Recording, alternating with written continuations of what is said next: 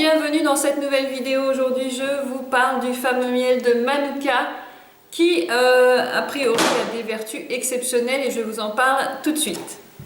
Le miel de Manuka nous vient de Nouvelle-Zélande, ce sont les Maoris qui ont les premiers apprécié ce miel pour toutes ses vertus. Il faut savoir que c'est un miel très spécifique puisqu'il va avoir une action ciblée aussi forte, voire plus forte que certains antibiotiques sur certaines bactéries très résistantes. Donc autant vous dire que ça devient même quelque chose qui est parfois utilisé dans les hôpitaux.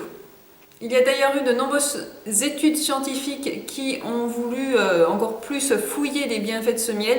Et autant vous dire que a priori c'est assez conséquent et je vais d'ailleurs vous en donner quelques exemples.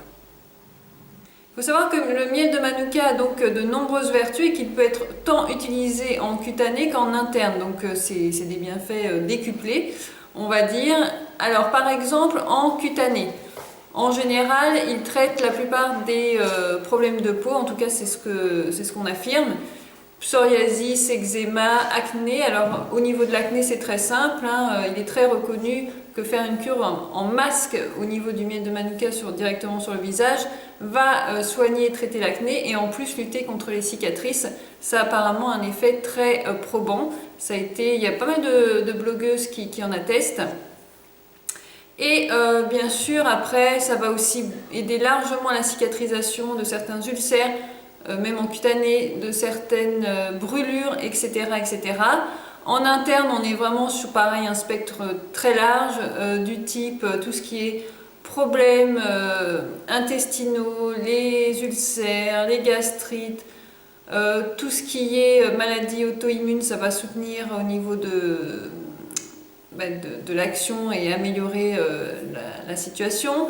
Ça va lutter contre les angines, contre les grippes, en fait, ça rehausse le système immunitaire. Donc vraiment, on va avoir une action ciblée sur tous les problèmes comme ça, récurrents que les gastro, tous les problèmes comme ça, les problèmes ORL, les problèmes même au niveau buccal, les caries, tout ce qui est furoncle, vraiment les mycoses buccales, les mycoses même vaginales, on dit que ça aide aussi au niveau des cystites. Enfin bref, ça a vraiment un spectre très large. Je vous ai fait la liste non exhaustive, je suppose qu'il y a encore sûrement des choses que j'ai dû oublier sur le blog, mais vous verrez, elle est assez longue et assez généreuse.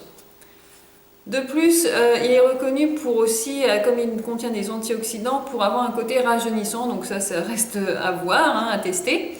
Et puis, pour ma part, en tout cas, ce que j'en apprécie au niveau des bienfaits, c'est pour ça que j'en ai fait une cure, c'est vraiment au niveau intestinal, puisque moi, si vous me suivez, vous savez que je suis assez sensible de l'estomac. Je suis d'ailleurs allergique au gluten et au lait, j'ai des intolérances, j'ai une gastrite chronique que je traîne depuis un moment, qui fait des va-et-vient, et vraiment le miel de Manuka est d'une excellente aide à ce niveau-là. D'ailleurs, vous pouvez très facilement aussi trouver de l'huile essentielle de Manuka sauvage. C'est aussi une bonne option. Il faut savoir qu'elle est 20 fois plus efficace que la fameuse huile essentielle de tea tree qui a déjà fait ses preuves en tant qu'antibactérien antifongique, qui est très reconnue mais au niveau de tout ce qui est soins anti-acné. Et le miel de Manuka est donc l'huile essentielle est 20 fois plus efficace, donc c'est pour vous dire, et on peut très facilement l'utiliser. Une goutte dans un miel conventionnel, c'est aussi une façon de privilégier ses vertus. Évidemment, l'huile essentielle, interdit aux femmes enceintes et aux femmes allaitantes, aux personnes ayant des problèmes de santé spécifiques. Vraiment, en plus elles sont super bonnes, parce qu'il faut savoir que le miel de Manuka, ça sent très bon. Le miel de Manuka a un goût très singulier qui est propre à lui, évidemment, c'est ce qui fait toute sa spécificité entre autres, c'est qu'il a un goût très mentholé. On est proche de quelque chose, on reconnaît son goût mentholé, c'est ce qui fait qu'il est super bon. Et non, vraiment il est délicieux. Alors au niveau de la posologie, très simplement, on va être sur une cuillère à café par jour, donc simplement voire 2 grands max pour avoir un effet préventif. Mais en cure traitante, on va être plutôt sur 3 cuillères à café par jour. Dans tous les cas, il vaut mieux en prendre en dehors des repas pour une action un peu plus ciblée. Et simplement, il faut savoir que ça reste du sucre, hein, évidemment, donc aucun abus, puisque le sucre reste quand même quelque chose, entre guillemets, de néfaste pour la santé, en tout cas quand il est pris en excès et qu'il n'est pas d'ordre naturel. Alors il faut savoir que le miel de Manuka, pour spécificité, c'est quelque chose qu'on ne voit pas sur les autres miels, qu'il a des numéros, des chiffres qui expriment en fait la garantie de son efficacité antiseptique. Et donc plus le chiffre est élevé, plus il a cette garantie, plus il aura des effets positifs et actifs. Donc pour ma part, en général, ça se varie entre 4 et 40 au niveau des chiffres. Il faut savoir que moi, je reste dans une tranche du milieu qui est entre 16 et 18 parce qu'au niveau des prix, voilà, c'est ce qui me semble correct encore et susceptible d'être mis dans un miel. Après, voilà, c'est à voir selon les budgets et selon ses besoins et ses envies. Et donc voilà, donc moi j'ai un miel qui est plus 16 et qui me convient tout à fait. Il faut savoir qu'il existe des miels bio, hein, comme celui-ci d'ailleurs, qui est de la marque Dr Tess, et qu'il faut évidemment le choisir de qualité crue, puisque s'il est chauffé, il en perd la plupart de ses bienfaits, donc ça n'a aucun intérêt. Donc si vous voyez pasteuriser, fuyez. Tout simplement, ensuite, vous avez des labels. Allez toujours vers des miels qui ont le plus de labels possible. Et puis, évidemment, il n'y a pas une obligation de le prendre bio, il faut le savoir, puisque de toute manière c'est un miel dit sauvage. Mais moi voilà, c'est une garantie que j'aime avoir. Et je trouve que le rapport qualité-prix de celui-ci est tout à fait honorable. J'utilise aussi le miel de Manuka dans des produits dérivés. Alors il faut savoir que comme il a plein de bienfaits, ça va de soi qu'on a envie d'utiliser ces actifs dans des produits un peu plus dits conventionnels, donc de type cosmétique ou soins plus spécifiques. Pour mon cas, je connais très bien le dentifrice au miel de Manuka. Je vous ai mis les liens, je vous mettrai le lien dans la barre d'infos et sur le blog. C'est un miel que j'adore et qui est vraiment très efficace pour lutter contre tout ce qui est problème de dents, dents un peu trop sensibles au froid et au chaud, gencives un peu assez facilement irritées.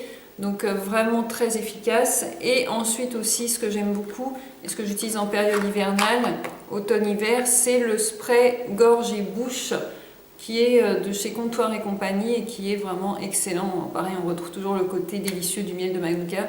C'est vrai que c'est un plaisir à utiliser et c'est surtout très efficace au niveau de la gorge. Alors ils disent aussi bouche parce qu'en fait il faut bien comprendre que le Manuka a aussi des actions, on dit, antibactériennes, antifongiques, mais même au niveau buccal, donc au niveau des caries, au niveau des aftes, vous voyez, tout ce qui se rapporte à ce genre de petits désagréments, ça a aussi une action. J'aime beaucoup aussi avoir voilà, de temps en temps dans mon sac des petites billes fourrées de miel de Manuka 30%. En fait, celles-ci, elles sont vraiment délicieuses, c'est des sortes de bonbons, hein, faut le dire. C'est pas des toutes petites à mâcher, c'est vraiment comme des bonbons. En fait, c'est fourré au miel de Manuka et c'est excellent. Donc à prendre avec modération, comme je vous disais, hein, c'est toujours du miel, donc c'est pas non plus une confiserie. Voilà, donc je pense que j'ai fait le tour sur ce fameux miel de Manuka.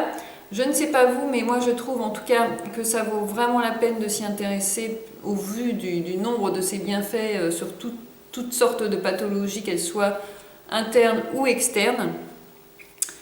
Pour ma part, j'en suis très satisfaite. Et puis, petite réflexion tout à fait personnelle, je me dis que ça vaudrait peut-être la peine de pousser les études scientifiques sur d'autres miels dits plus conventionnels. Il faut dire qu'on a une sacrée palette en France de miel et je suppose, c'est un avis personnel, qu'on n'a pas tout découvert des vertus, même des miels qui font partie de notre patrimoine. Donc voilà, en tout cas le miel de Manuka c'est vraiment le haut du panier au niveau des miels et j'espère que je vous l'aurai fait peut-être découvrir aujourd'hui. Je vous dis à très bientôt, prenez soin de vous.